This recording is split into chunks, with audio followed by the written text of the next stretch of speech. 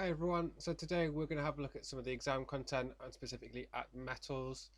So with product design A level, the beginning parts of the theories are just looking at the basics of the introduction to different kinds of materials that we need, and then what will happen in your exams, you need to take those and be able to apply them to a great in terms of industry, in terms of products and then sustainability and that type of thing. So the first thing you need to do is have a good understanding of the different categories of materials. So with metals, what you need to know is what the difference between ferrous, non-ferrous and alloyed metals are. To be able to give examples of each one of those, and then to be able to give examples of applications for each one and why they're appropriate. So first of all, where do metals actually come from?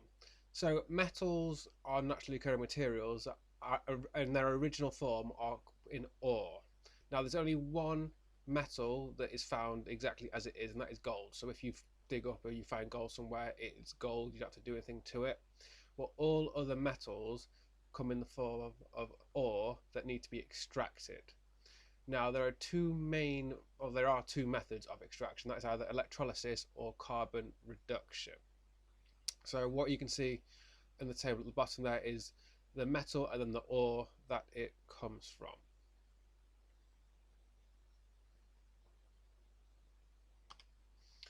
So the types of metals. So there are three categories of metals. So if you're ferrous, your non-ferrous and your alloys.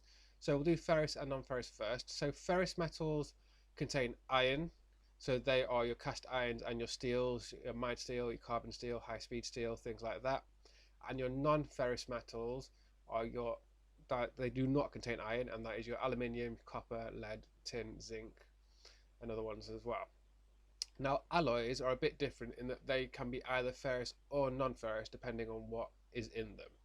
So, obviously, if it contains iron, it is a ferrous alloy. If it doesn't, it's a non-ferrous alloy. But an alloy is actually a metal that consists of two or more metals joined together to make a new type of metal. So, for example, brass is made up of copper and zinc.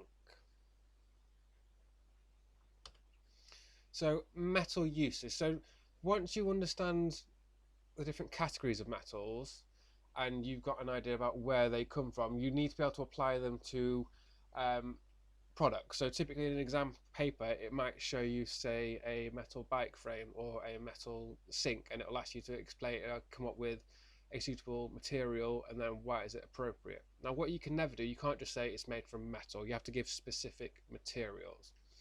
So it's a good idea to have a bank of materials that you know what their uses are.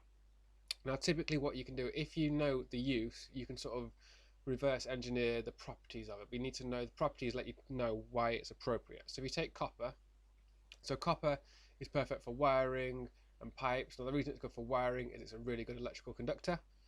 It's also good for pipes or hot water because it is a good thermal conductor as well. It doesn't rust, so it's not going to go off. So those properties make it really useful for being used in piping or wiring in houses. So aluminium, typically used for aircraft frames, bike frames and things like that because it's strong, it's lightweight, unreactive. So the term unreactive actually means that it's not going to rust, it's not going to degrade over time, and it's ductile. So iron, typically used car bodies, structural steel because it's really strong. So that iron forms strong alloys and it's malleable. So malleable means you can work with it, so you can heat it up and hit it with a hammer to form it into different shapes. So lead is used for roof flashing, which is when you got lead like almost corrugated card, sort of wavy looking. It's used for solder and strong batteries. It is poisonous, so it's not used too much in solder anymore because it can be toxic if you breathe in lead fumes. And it's very malleable, which again means it's actually quite soft. If you hit it, it will dent. So zinc, used for galvanizing. So galvanizing is when you're making a protective like coat around material, so it's a finish. So it's used in alloys. Tin, so tin coating, frost-free window shields, panel lighting. Again, tin is unreactive with the air and water, so it's not going to rust, it's not going to degrade. And silver is typically just used in jewelry because it is malleable, it's ductile, it's unreactive, and it's shiny and pretty. So ferrous metals, as we said before, they contain iron. So it's mainly, ferrous metals are pretty much just different types of steel. So iron on its own is quite useless because it is quite soft, it's quite malleable, it's very easy to dent, can't really be used very much on its own. So what happens is you add carbon to iron in different amounts and you'll get different kinds of steel. So the different amount of carbon you add changes the properties, but typical property improvements are you can make it become harder, you can make its toughness reduced, or you can increase the strength. Now we will go on to what these properties mean in a different theory, but hardness, toughness, strength, they all mean slightly different things. But the key thing we're knowing about ferrous metals is they all contain iron. Typically it's just your different kinds of steel, and the way you do that is you have your iron, you add carbon to it, and then you get steel.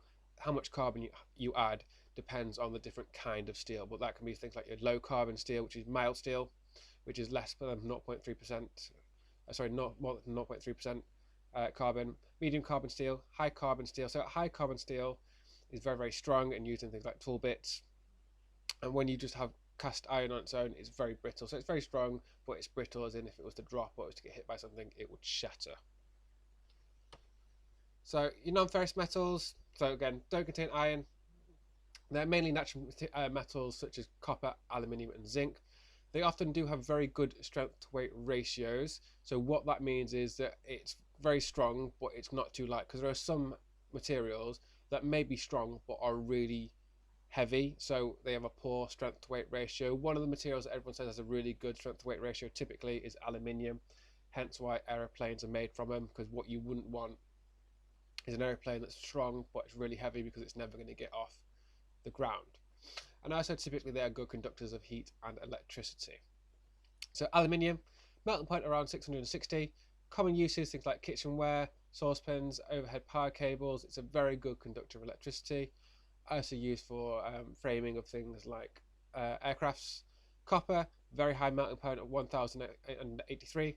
Typically used for electrical contacts, domestic pipe work, for heating, hot water heating. Wires, if everyone's ever done electronics, if you like soldering wires together, and jewellery. It's a very good conductor of heat, corrosion resistant, and it's ductile. So it means that you can bend it into the shape of the pipes, and you can bend pipes around without it cracking. Lead is quite a low melting point of 330, so adjoining brickwork, flashing between roofs. So if you've got brickwork and you might have lead pipes coming through to hold them up together. Very durable, it's soft and heavy. And then zinc, around 419 melting point. So typically used for coatings of steel, buckets, lock mechanisms. It's very brittle, it's malleable. So it's malleable at a certain temperature. So if you heat it up to only about 100, 150 degrees, which is really easy to do with a brazing hearth, like a simple blowtorch, you don't need really, really high temperatures. You can then beat it into shape very, very easily, which is why it's good for coating certain materials. So alloys, an alloy is two or more metals mixed together to improve their characteristics. Typical ones are drillium, brass, bronze, and nitinol. So drillium is made of aluminium, and then you've got copper, manganese, and magnesium in it. So structural components for aircrafts typically. Brass, that is your copper and your zinc. So you have cast valves, taps, ornaments. There are statues and things like that. Bronze, copper and tin, again statues, coins, bearings. And nitinol, which is nickel and titanium. So this is a smart material that, like, you may have seen if you've got wires or glasses that you can bend out of shape, and then you can apply heat or electricity to it and it will go back to its original shape. So the advantages of alloying are that it lets you change the melting point, so it can be improved. You can change the color of it, the aesthetics of it. You can make it stronger, harder, more ductile. You can make it more resistant to corrosion and oxidization, so it won't rust if it's outside. You can change whether it's a good thermal or electrical conductor, and you can improve flow properties. So when it says flow properties, what that means is literally how easily can it be poured when you're casting something. So if you're doing like die casting, so you've got your thing and you want to cast it out of metal, if you've got something with poor flow, it's not going to pour very easily, so you need to improve the flow properties so it'll go in without any air bubbles and it won't get weaker. Disadvantages are that it does have quite a negative effect on the environment because you are having to use a huge amount of energy in big factories that are producing a lot of gases that are having a negative effect on the environment. They often need protective coating on top of it, and if they're exposed to extremely high heats, you can almost like unalloy the metal depending on what it is. So if it gets to too high of a heat, you may end up separating the metal a little bit. So it is relatively weak that way. So alloying steel. So if you're alloying steel, that's how you create things like stainless steel. So stainless steel is a very good corrosion resistance, good conductor of heat, and a strong metal that's used in pretty much everything that you come across. So stainless steel is alloyed with chromium, nickel, and manganese. It's very tough and wear resistant. That's why pretty much every sink in most kitchens are made out of stainless steel. Things like your cutlery, because they're used so much, you can have water in it, bleach in it, it's not going to damage it. If you think about it, if you just like chuck cutlery into a sink, it doesn't scratch at all. You got your high speed steel, which is tungsten, chromium, and vanadium. That's very hard, and is really good for cutting tools because it can get red hot and it won't deform. Because what can happen is if you have tool bit like router cutters or drill bit and it goes red hot while you're cutting into metal, it can end up bending a little bit, but high speed steel won't do that. Tool and die steels, which is chromium and manganese. It's hard, tough, good wear resistant. So this can be really fine and detailed hand tools. Then high tensile steel, which is nickel, so good tensile strength, so it can be pulled, like good strength without being pulled apart. So that every time you have like any moving parts, like car engine components, because it's got lots of pushing, pulling, and it's gonna withstand that force. So I'm going to give you 3 exam questions. What I'd like to do is if you can pause them, pause the video, and then unpause it when you're done, and then we'll go through the answer. So if you can pause it now, have a go answering the questions. Aim to give yourself, so there's 4 marks, 2 marks, and 3 marks. So give yourself that amount of time. So give yourself 9 minutes. Okay, now we'll go through the answer. So question 1, describe and explain 2 reasons why stainless steel is suitable material for a kitchen saucepan. So it's malleable, so it can be press formed or spun into saucepan shape easily. It does not corrode, so it's not going to contaminate the food. Good conductor of heat, so it lets it cook easily. And it's a hard material that will resist scratches, so it's not going to wreck or it's not going to get contaminated or anything like that. So any 2 of those would be fine. Question 2. So question 2 was name 1 ferrous metal, its properties, and 1 use. So you could have any of those 4 would have been perfect. And question 3, name 3 advantages of alloys. So any of those 3, so you can change the melting points, you can change the colour, you can increase the strength, the hardness, the ductility, enhance the resistance to corrosion or oxidization, change your electrical or thermal properties, and improve flow properties. So that is metals. If you've got any questions, please let me know. There is a further reading list on the SharePoint for you to have a look at as well. But just remember, when it comes to the exam content, you need to know all about metals, ferrous, non-ferrous, alloys, their uses, their applications, their properties, and then as we move forward, you'll have to use how you apply that to say how a product could be manufactured. Thank you.